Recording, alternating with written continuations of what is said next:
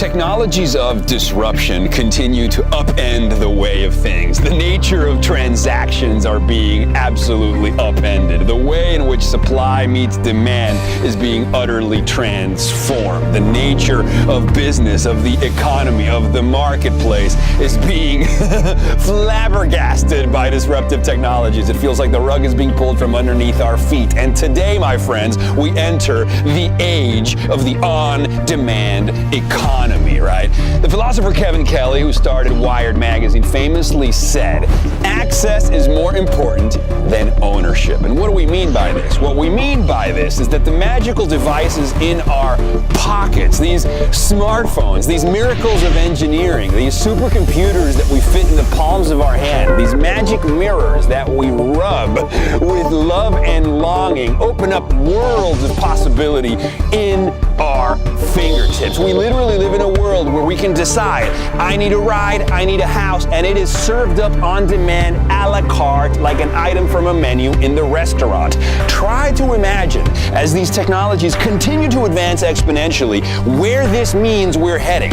We're moving into a world that we build at the speed of thought. We're moving into our own imaginations. As we impregnate the world with sensors and AI, everything will be served up to us intelligently and intuitively without any effort on our behalf. Sometimes freedom means less choice. We won't have to waste cognitive energy making decisions. The world will simply emerge as we long for it intuitively and subconsciously. This is the magical realm we're heading, an on-demand revolution where our imagination will be served up by our technology.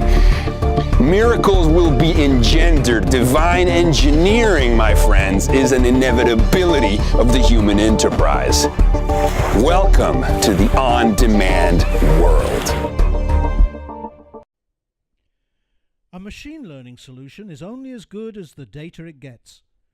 This next presentation will focus on how context affects the results of algorithms and why you should care about this. Please welcome Customer Success Manager at Nosto, Fred Bergklo.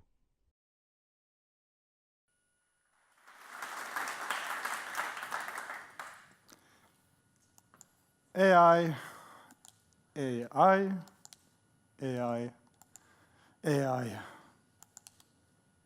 AI. I've heard this term so many times that I'm sort of The trend is crystal clear. Sorry? I'm betting that's an AI right now, but so I heard this term so many times that I think I'm gonna go into a professional existential crisis because I barely know what we're doing at my company, what our competitors doing. Is what we're doing AI? Is it machine learning? Why is my company, Nosto, never talking about AI? We do machine learning. We're a personalization platform for online retailers, and we're powered by an e-commerce intelligence engine. But we talk about machine learning, and I hope with this talk that I will be able to differentiate between the two with you, and hopefully have you learn something, what I've learned while I've been preparing this. Because this is what we're doing. We use advanced machine learning algorithms to predict and automatically deliver customers the most relevant shopping experience in real time, wherever they are, in whichever channel they are, to maximize the revenue and increase customer engagement. So that's the result of what we're doing as a company, which takes the form of product recommendations, Facebook ads, pop-ups, triggered emails, and so on. But what's actually happening under the hood is something that I haven't really understood myself. And I've been trying to find the answer to that now. So I'm Fred. I'm International Customer Success Manager at Nosto. I work with clients in the APAC area, in the Netherlands, and so on. And as you can see, I'm not a developer. I help our customers implement our solution and strategize around how they should increase conversion average order value, and so on. So in many ways, I'm not the right person to talk about this kind of subject, but I think that might make it a bit more interesting for you in the end as well, because I actually want to know what is happening. But before we start with that, I want to define the context that we're operating in right now in our everyday life, even outside of e-commerce. So we're moving into an age of hyper-personalization. Wherever we interact, wherever we go, we generate huge amounts of data about ourselves and the businesses that we interact with. And if we combine that with the recent advances in machine learning, we can leverage it and harness it as well and uncover deep insights about the individuals and transform the way that we interact with them as a business. And the businesses who understand this and does it well are those who are going to come out on top in the end. I'm sure every one of you recognize these guys. All of them are doing recommendation engines in some sense. Google is doing it with ads. Netflix is doing it with what we watch. But we're going to focus today much more on the e-commerce context. And even in e-commerce, we're running into recommendation engines every day. And it's only been until now that actually smaller, medium, large businesses have been able to use machine learning in a meaningful way, aside from these enterprise-level giants. So what is machine learning, actually?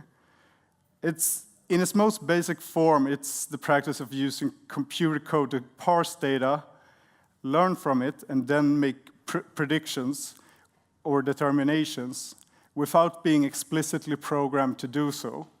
So the software itself is actually programming itself. So the term actually references to a set of algorithms that work together by the computer to determine what the best output would be, depending on the input data that it gets. So what Spotify is, for example, doing with music is that when you listen to rock music, you create a digital stamp which will follow you through time, and the recommendation, and you will remember this, and then it will recommend you based on your preferences and your personal taste to increase your engagement and hopefully keep you using their platform. So similarly, Netflix is doing the same when you watch Stranger Things, and you will be recommended Black Mirror and so on. So this behavioral pattern is the result of the machine retaining the knowledge of your preferences over time. So there are different approaches to enabling the learning component within machine learning. You can use basic yes-no answers to cluster data and put them in different buckets of separation. You can use different layers of artificial neural networks that sort of mimic how the human brain works. So the approach really, what model you choose depends on what you want to achieve in the end and what kind of data you have to work with.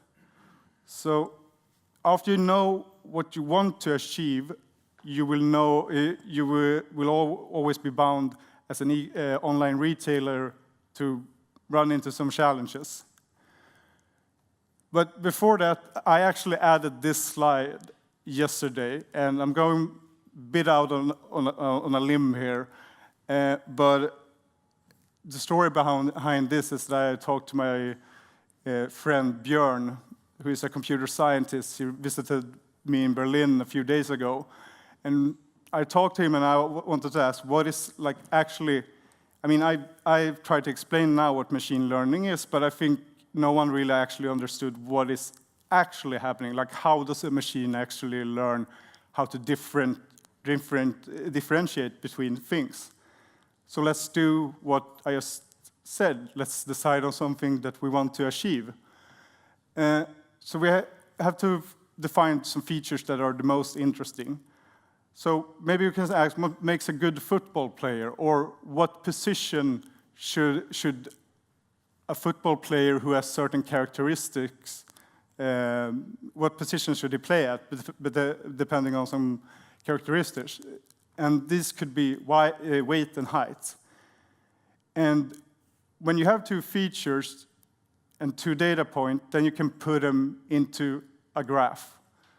And this is essentially what machine learning is at its core, what's happening all the time. The machine is putting out different data points, and then it's trying to draw a line to separate between things and learn what's what, actually.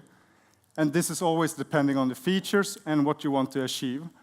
This can be supervised or unsupervised. And that's actually what's happening in all models in some sense of the world, whether it's neural networks or deep learning or anything else. It's just a matter of what you want to look at. So the challenge that you will run into as an online retailer is based on the digital foundation that Google and Spotify and so on has risen up from. So there's so much data and valuable data that we can use and the companies can use while we're interacting. But leveraging it and actually impacting the customer experience in a positive way is very hard. So firstly, the customers interact at different touch points in different channels. This is nothing new for everyone. I mean, maybe they meet your business in Facebook first, and then they go on and they get an email, and then you just browse around the site, and they might end up buying something at some point. But still, they're on different touch points where different kind of data is collected. So how do we tie all of this together in any meaningful way and make sure that they will actually do what we want them to do in the end, which is to purchase something? So secondly, all this data is also locked away in silos.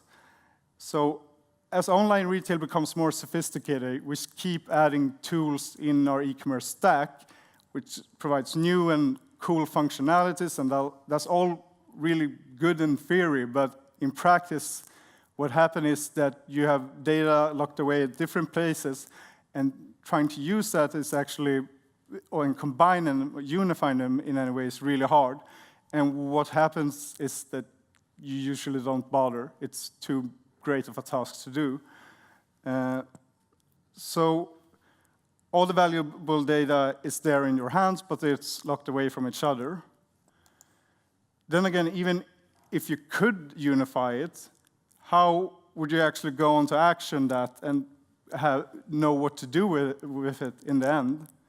And last but not least, there's a challenge as for us who actually make the engines, which Dotmailer touched on before, is the context. Because there's always a context in machine learning as well, and it's defined by what you want to achieve. For YouTube, it's video or ad views, for example. And how do we make sure that the context is actually relevant at all times and is gonna train the machine in the right way to be profitable, not just for the customer, but also for the business that's using it? So all our founders have retail experience, and what they wanted to do is develop an engine that will actually be useful for both the business and customers. So our e-commerce intelligence engine learns and predicts and deliver relevant shopping experience in real time, wherever they are, and hopefully increase engagement in them. So no matter what machine learning engine we're talking about, it's only going to be as strong as the predictions it can make in the end. And to make truly accurate predictions, you need an immense amount of data. But you also need the right kind of data. And we're going to get into that later. But I'm going to try to explain what models we are using in machine learning. And pretty much everyone is using this in some sense who are doing recommendation engines. So at the very core, we're doing something called model-based collaborative filtering. So what it does is make automatic predictions, which is the filtering part, and to one user, but it does that based on other users' interest. And that's a collaborative part. So the elements are, it's trying to create an output based on other people's output or input. So just to simplify collaborative filtering, we take an example. It's as easy as if person A likes Stranger Things and Stranger Things is in the subcategory sci-fi, and person A also likes Black Mirror, then maybe person B also, who watches Stranger Things, should be recommended Black Mirror. And this is what's happening, but in a way more advanced way, in a way bigger and with a lot more data. And as you might hear, this kind of predictions really needs a huge amount of data before they will actually make sense. So that's the training data that is served to the engine. So note that these predictions are specific to the individual user, but they utilize information gathered from many other users. So this technique differs from a much simpler approach where when you have items or products which get a score that does not really take peer review into or peer behavior into account. So in e-commerce, this technique makes perfect sense because there are so many users or actions that a user can take on a site. So how does the engine actually work? We have split it up into 4 layers, and they are each specialized in their own area. The first one is the product graph, and that's the foundation of our engine. So this is a deep understanding of your store and the relationship between products and what is usually bought together and how they relate to each other in different ways. So we capture product variant data, margin data, inventory levels, and so on, and tie them together without any behavior first. So what is commonly bought together, what a person ends up buying after they view this, and so on. But in essence, the product graphics is actually several graphs that are combined into one in the end. We use 2 techniques to create this graph and ensure its quality. One is item-based collaborative filtering, where we coldly just look at the item content, the product data, and then compare them to similar items. Then the machine knows what items are the same. So why we do this and why it's interesting is to avoid a so-called cold start. A cold start in machine learning is when you don't have any behavioral data to act on and have to make a prediction anyway. It's the most dreaded thing that can happen for a machine.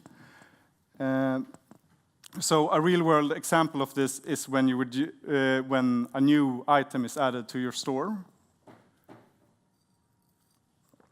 The second technique that we use is user-based collaborative filtering. So in a Nostro context, this means all on-site behavior that is being fed into the product graph, giving each product actual behavioral data attached to it as well. So then a behavioral graph is created. And this is a much more dynamic graph that is being updated all the time. And that leads us into our second layer, which is the user profile. The user profile is a enriched data profile of each user based on cookies. So they tell us about the shopper's locations and their individual taste, preferences, price sensitivity, discount affinity, and so on.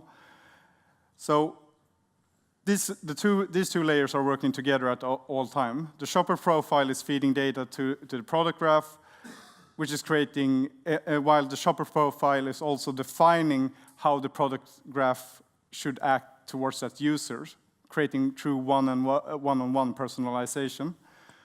So without the individual's behavioral data, we would miss this part completely.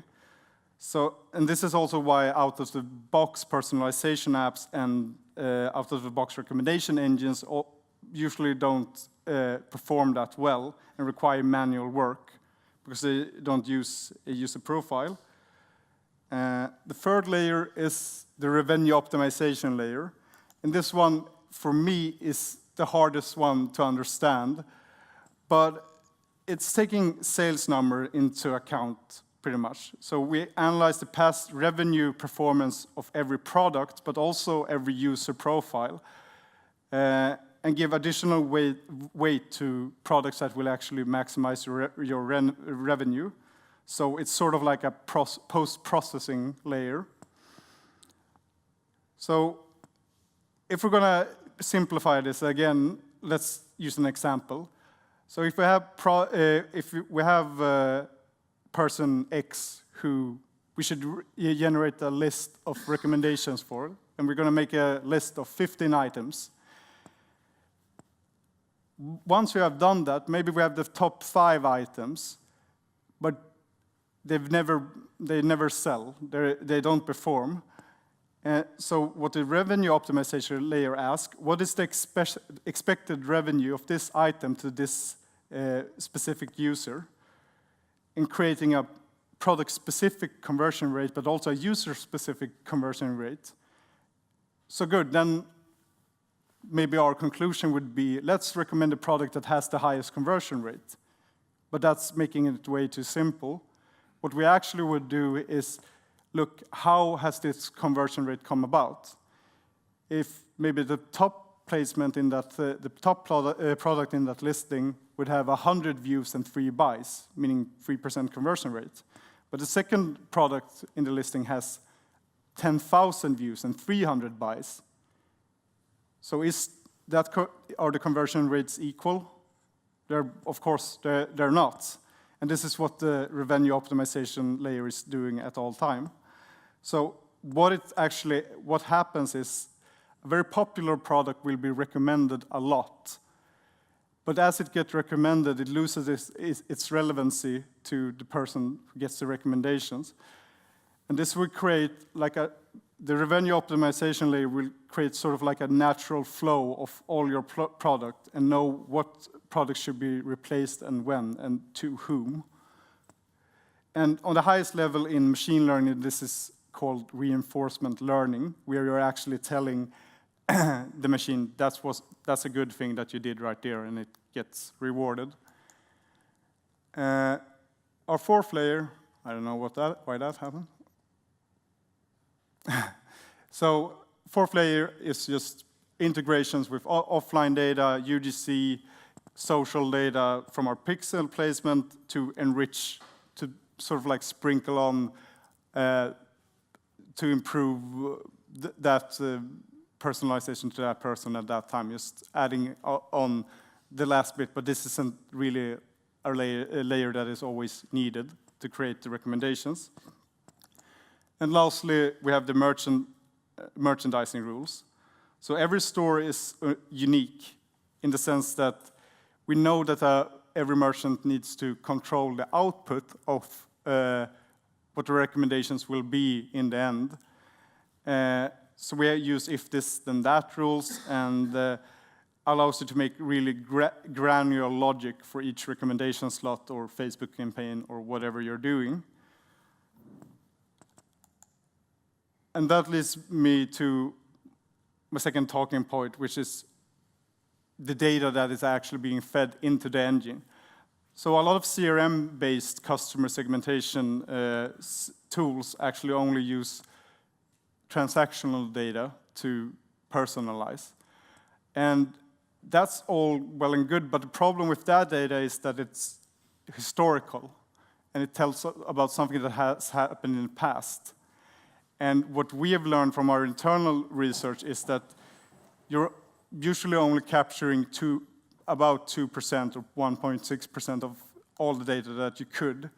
If you enrich that personalization with behavioral data, then you capture all the data that you could be using.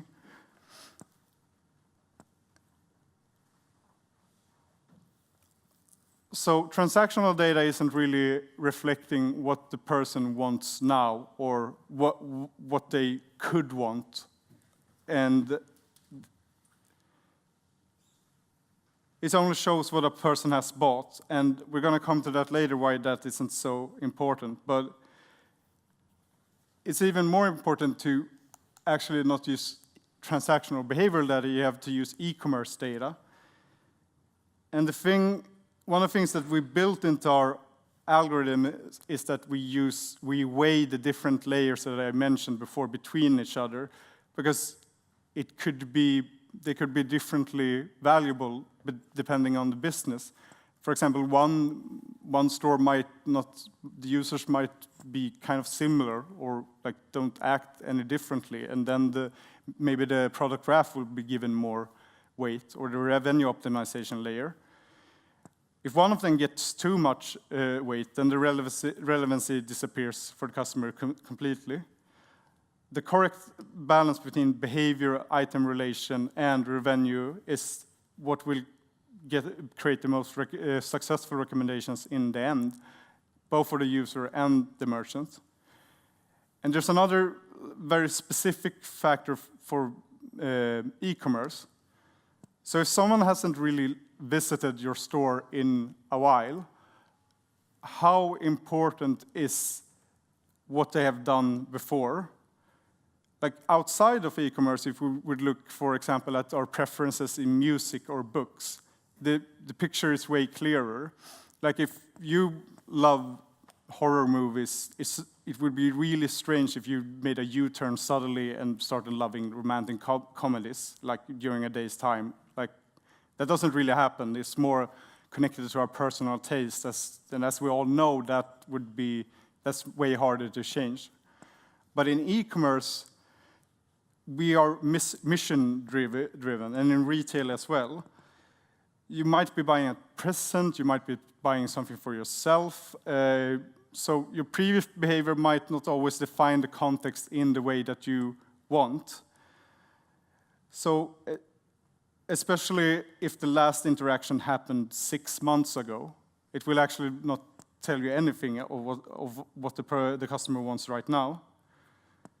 And also your preferences in movies and books are not affected by seasonality as e-commerce is. And in the sense that if you have, for example, a sports store, during winter, one pair of socks could be very connected or related to a pair of skis. But during summer, the same socks are related to soccer shoes. It all depends on the time frame.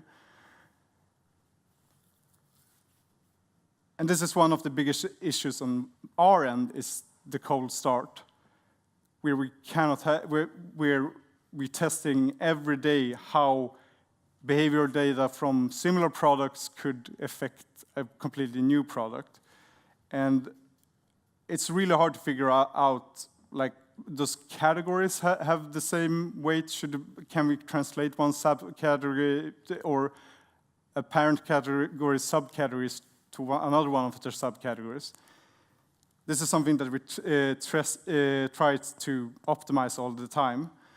And our algorithms have only been trained on e-commerce data forever. So, okay, I know that we've been doing this for 7 years, and cool, we've leveraged a lot of data, and we have all this data flying around all the time that we're optimizing with and testing and so on. So, in essence, that's very important in machine learning, because what you're doing in many cases is that when you're feeding machine learning training data, is that you're trying to give it so many conclusions and outcomes and telling it this is the right outcome, and you tell it so many times that there are almost no outlier cases. So at Nosto, we run optimization tests continuously all the time to improve our engine. We try new methods like neural networks, and I don't know if anyone has seen the AlphaGo AI, for example. We try to use the same methods that they used, and it turned out to be completely useless. It didn't help at all. Because these tests that we run, even though one machine learning test can be very promising in one context, for example, AlphaGo, it doesn't mean that it will be very good in our case. I mean, the truth of the matter is that when academic research is done on machine learning, it never performs in a live environment. Because they're derived from an environment that doesn't really exist realistically. They're done experimentally, and then when we try to put them in practice, we never have the same effect. And that's even more the case with e-commerce recommendation engines, because there are so many behavioral signals being sent in real time, all the time, changing the context, and the session could be quite long. A session, or it's 30 minutes, and a lot of things can happen during that session. At the same time, e-commerce is very capricious in its nature. Like, you could go into a site and you might have ended up there for no reason at all, and you might not have a purpose. And you don't have any risk to enter an e-commerce store, and you can bounce quickly, you can stay there forever, or it doesn't matter. And you have to be able to sort between like what data that is being fed into the store actually is useful. So the next natural step is to actually try it live, to try out the recommendations engine just live. But what retailer would dare to try a recommendation engine without it being tried before? Because it might hurt their bottom line.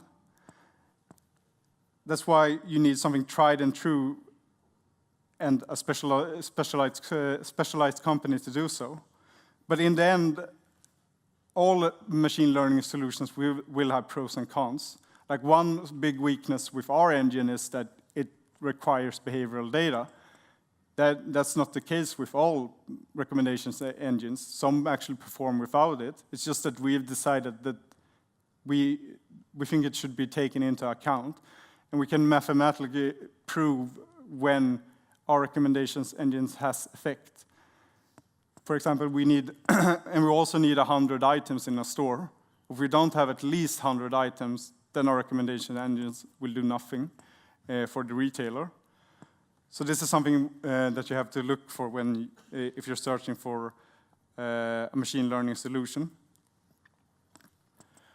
So what we're trying to do in the end is just to create a unique value for e-commerce stores by offering a multi-layered approach to consumer targeting. So we expose products with different logics to users across various stages in their buying journey and across multiple channels, on-site, email, and social advertisements.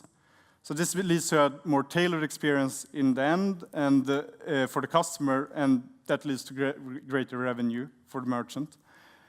And a lot of processes that would require research and testing and so on will be automated, because as a business, I think there are better things to do than to sit and granularly control product recommendations. So our ultimate end goal is to essentially create a value for the end user in terms of increased product discoverability and added relevance across every channel. So when done correctly, this will enhance user experience and uplift in all key economical metrics that's specific to e-commerce. And it will also increase navigational capabilities for the site, making the user experience much more relevant for the customer. And I was actually going to go into a use case here and explain what we did for a brand, but I realize I'm running out of time, and I think all of you understand that if you implement our solution, it might yield good results for you. So I actually want to finish with that. I want to encourage you to go and read about our findings that we have found with our machine learning engine. It's a year in review focused on Magento stores, where we analyze like customer journeys, how often a person visits a site before they buy, and so on.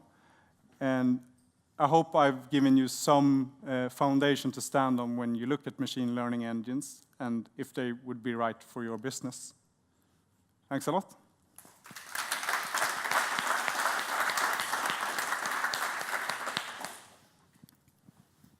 Any questions about?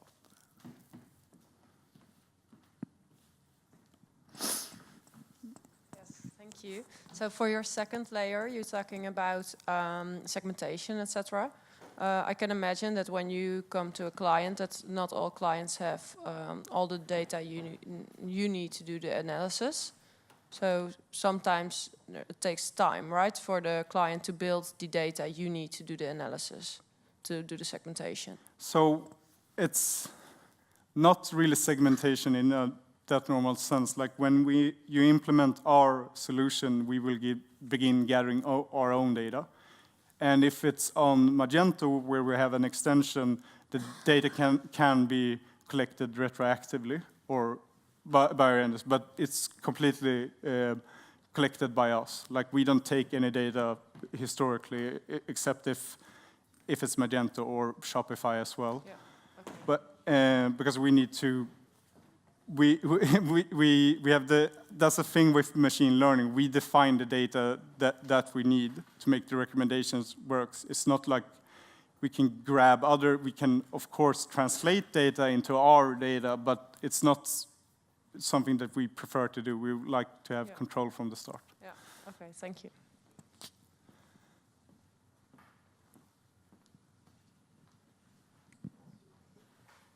Any other questions?